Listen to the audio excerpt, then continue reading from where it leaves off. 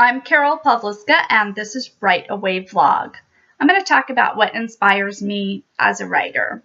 I used to actually be an inspirational writer.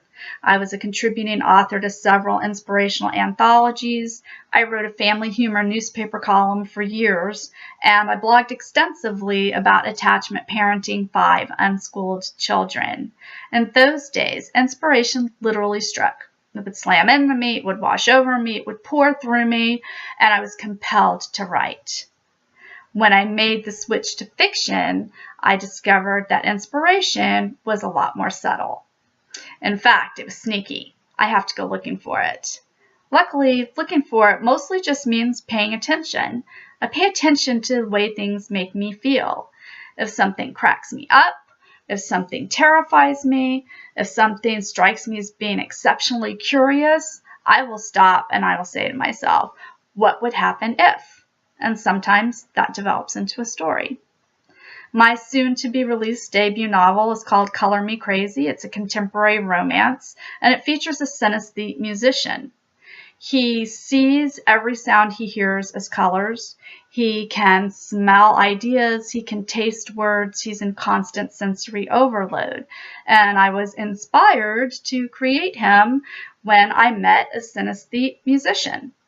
2 days after I met that musician, I heard about another musician with synesthesia. Here I'd gone my whole life without ever hearing about synesthesia, and now 2 times in 3 days. It turned into a story. The book I'm writing now is a small-town contemporary romance, and the first line was inspired when I drove past a funeral home. At the bottom of the sign, it had one of those moving, lit-up ticker tape type things at the bottom that would list the name of the person who had died and when their services were. Then it would also give the temperature and the date. And on this particular day, following the announcement of rosary services for somebody, it said, Happy 4th of July with an exclamation mark. I really hope that when my funeral is announced, it's announced with Happy 4th of July, and I don't care if it's in summer, winter, fall, or spring. Anyway, I pulled my car over and I wrote, Mama always wanted to see her name in lights, just not like this. And that was the first line, although I've tweaked it a little, to what I'm working on now, which is a small town contemporary romance. So you never know when inspiration will hit you, and you just have to be paying attention at all times.